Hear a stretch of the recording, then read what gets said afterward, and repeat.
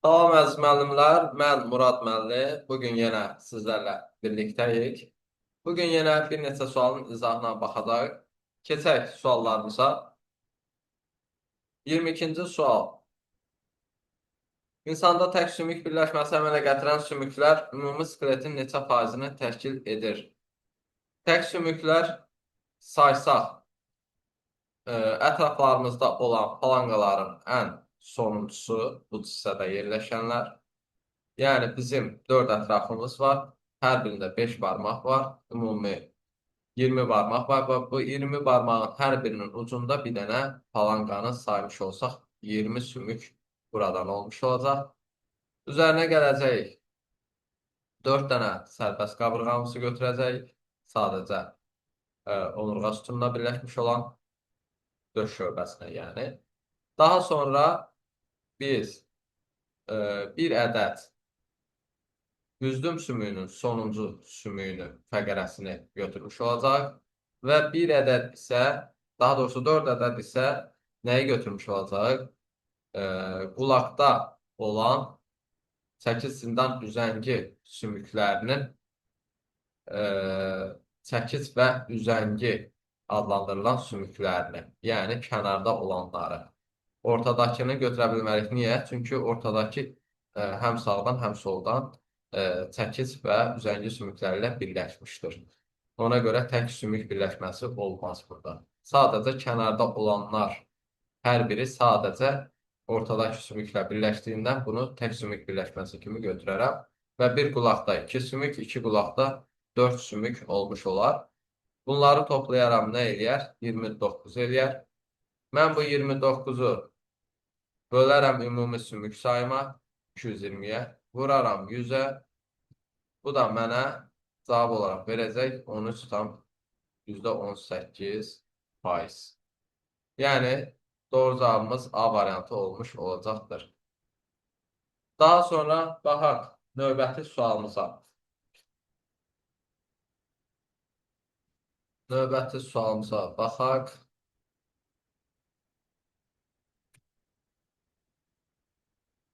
30-cu sualda bizə nə deyir? Aşağıda K və L zulalarında amin turşuların düzülüş forması verilmişdir. K zulalı və L zulalı. Bunlardan bəhs edir. Və verilənə əsasən deyir, K və L zulalarının bir-birindən fərqli olması verilmiş xüsusiyyətlərdən hansıları ilə əlaqəli ola bilər? Fərqli olması. Baxın, mən burada neçə amin turşusu sayaram? 1, 2, 3, 4, 5, 6, 7. 1, 2, 3, 4, 5, 6, 7. Birinci növbədə görürəm ki, hər ikisində amin turşusu sayı nədir? Bərabərdir. Ona görə bu fərqlilik gətirməz mənə. 4-ü ələyirəm. Daha sonra 1-ə baxıram. İstifadə edilən amin turşunun növü hər biri yuvarlaq, üçbucaq və kvadrat olan amin turşu növlərindən istifadə edib. Demək ki, bu da mənə fərqlilik verməz. 2. Eyni amin turşusunun təkrarlanma sıxlığı, bəli, görürsünüz burada yuvarlaq, sonra üçbucaq, aşağıdakıda. Birincidə üçbucaq, digərində yuvarlaq, sonra dördbucaq. Birincidə, ikincidə isə 3 dənə ardıcıl dördbucaq şəkildə. Yəni verilmiş bu növdə amin turşusu gəlmişdir. Sonra birincidə üçbucaq, digərində yenə dördbucaq, digərində yuvarlaq. Yəni bu nədir? Amin turşuları təkrarlanma sıxlığı fərqlidir. Ona görə də bu fərqli nədir? Fərqlilik əmələ gətirmiş olacaqdır. Yəni 2-ni qəbul edərəm. 3-də nə deyir? Amin turşularının düzülüş sırası. Bəli, düzülüş sırasına da baxıram ki, nədir? Fərqlidir. Demək ki, bu da mənə fərqlilik gətirəcəkdir. Deməli, bunlara əsasən deyə bilərəm ki, 2 və 3, yəni D variantı doğru cavab olacaqdır. Daha sonra baxaq növbəti sualımıza. Növbəti sualda nə deyilir? Yağların həzm olması ilə əmələ gələn monomerlər nazik bağırsaqdan akciğərlərə gələnə qədər verilmiş quruluşlardan hansı ardıcıllıqla keçər? Mən hər zaman müəllimlərə deyirəm, əziz müəllimlər, bağırsaqdan çıxan yağ hara keçəcək ilk növbədə? Limfa damarına keçəcək. Limfa damarına keçdikdən sonra qalxacaq, hara töküləcək? Yuxarı boş venaya töküləcəkdir. Və yuxarı boş vena nəhayətində hara gəlməlidir? Ürəyə gəlməlidir. Ürəyin harasına gəlməlidir? Böyük qan dövranı ilə gəldiyinə görə sağ qulaqcığa gəlməlidir. Beləliklə olacaq limfa damarları, yuxarı boş vena və nəhayətində sağ qulaqcıq. Yəni doğru cavabımız olacaq A variantı. Daha sonra növbəti sualımıza baxaq. Baxaq növbəti sualda bizə nə deyilir? 36-cı sualda bizə deyilir, Venn diaqramında işarəsinin, sual işarəsinin yerinə yazmaq olar. Fibroma, sarkoma. Bilirik ki, bunların hər ikisi nədir? Birləşdirici toxuma şişləridir. Ona görə də elə sual işarəsinin yerinə B variantını direkt qoya bilərəm. Daha sonra baxaq növbəti sualımıza. Növbəti sualımız 38. Məntiqi ardıcılığa əsasən doğru bəndi müəyyən edin. Kitabda hər biri qeyd olunur. Bunların şüallar kalsium, stronsium özündə toplayırdı. Qaymaq çiçəyi litiumu toplayırdı. Kök ayaqlılar kalsium, barimi toplayırdı. Yosunlar isə yod toplayacaqdır özündə. Ona görə də uyğun olaraq sual işarəsinin yerinə yod yaza bilərik. Növbəti sual olacaq 39. Yaşıl quş mavının protein masının bir hüceyrəsində xromosomların sayı bərabərdir, deyir. Bərabərdir nəyə? Yetkin bitkinin bir yarpaq hüceyrəsində xromosom sayına. Bəli, proteinemada haploid xromosom dəsti eyni ilə yetkin bitkinin yarpaq hüceyrəsindəki haploid xromosom dəstinə bərabər olmuş olacaq. Yəni, bu olacaq N, bu olacaq 2N, sporangiya divarının bir hüceyrəsindəki xromosom sayı, bu olacaq 2N, yumurta hüceyrənin xromosom sayı, bu da qamət olduğundan nədir? N olmuş olur ki, nəhayətində mənə nə lazımdır? Proteinema N-dir də, mənə N-lər lazımdır. Yəni 1 və 4-ü, üzr istəyirəm, 1 və 4-ü götürə bilərəm. Yəni doğru cavab olacaq nə? C variantı. Daha sonra baxırıq nəyə? Növbəti sualımız olacaqdır.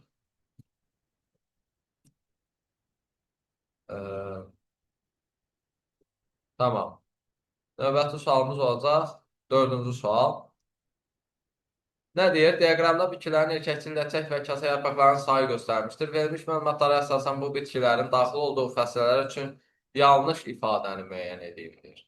Baxıram, birinci nədir? X-dir. X üçün nə veribdir? Erkəklik sayı. Baxın, tam qara olan erkəkliyi, digəri kasa yarpaqlarını, cizgili olanlar isə nədir? Ləçəyi bildirəcəkdir bizə. Tamam, erkəklik sayı 6-dır. X üçün erkəklik sayı 6-dır. Biz hansı fəsilədə görürük bunu? K4, L4, Y4 plus 2, D1 olan xat çiçəkli. Xat çiçək. Deməli, X olsun xat çiçəklimiz. Digərlərinə də baxsanız görəcək uyğunluq var.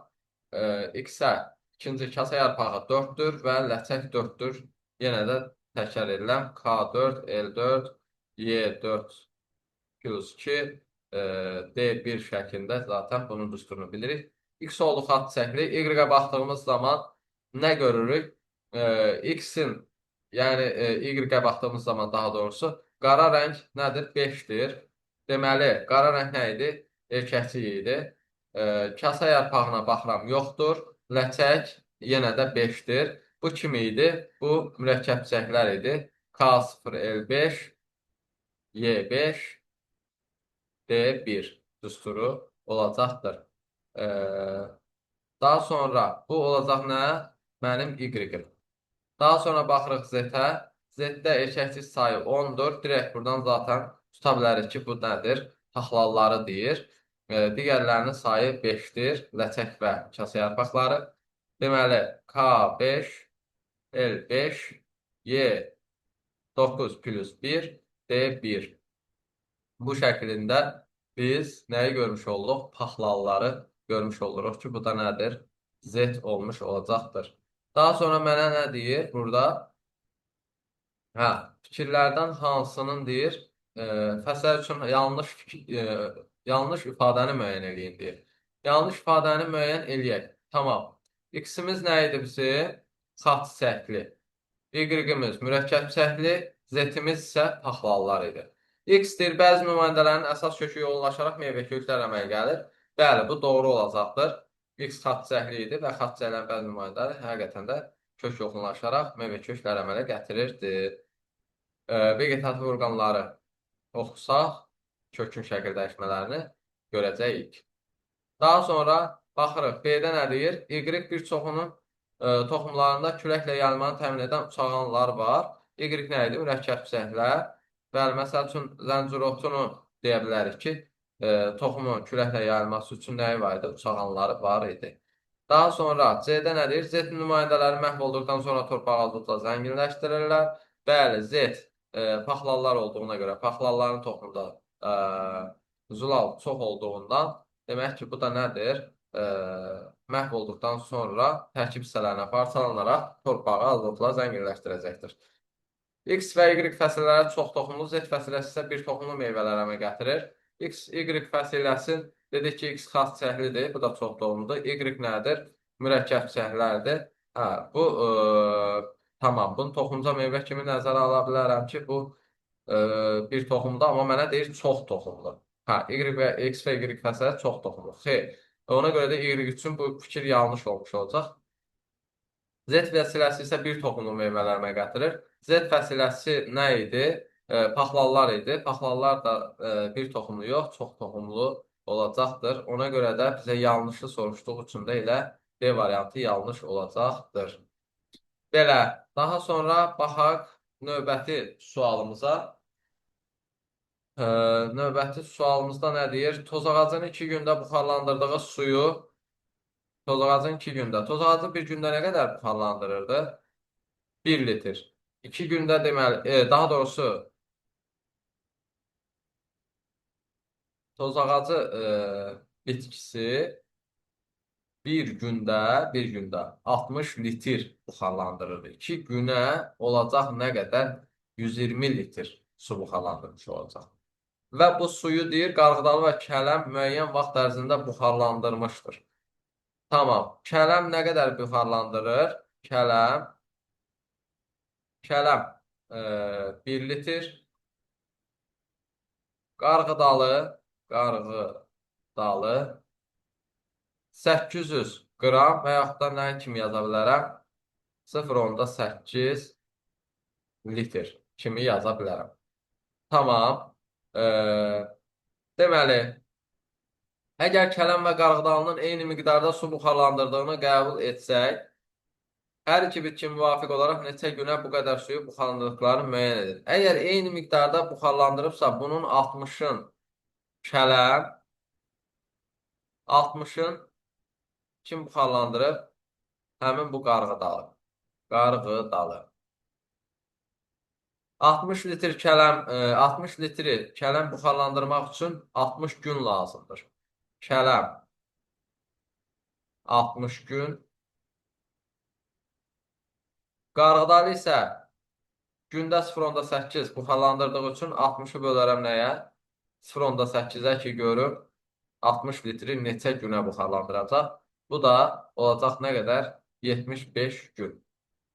Demək ki, nədir? Qarğıdalı 75 günə, kələm isə 60 günə buxarlandırmış olacaq və nəhayətinə cavab olacaq C variantı. Baxın, diqqətli olun, görürsünüz, yerlərini dəyişikdə formada cavabda veriblər. Bu cür şeylərə diqqət edin ki, doğru tapdığınız sualı yanlış işarələməyəsiniz. Tamam. Daha sonra baxarıq növbəti sualımıza. Növbəti sualda mənə nə deyir?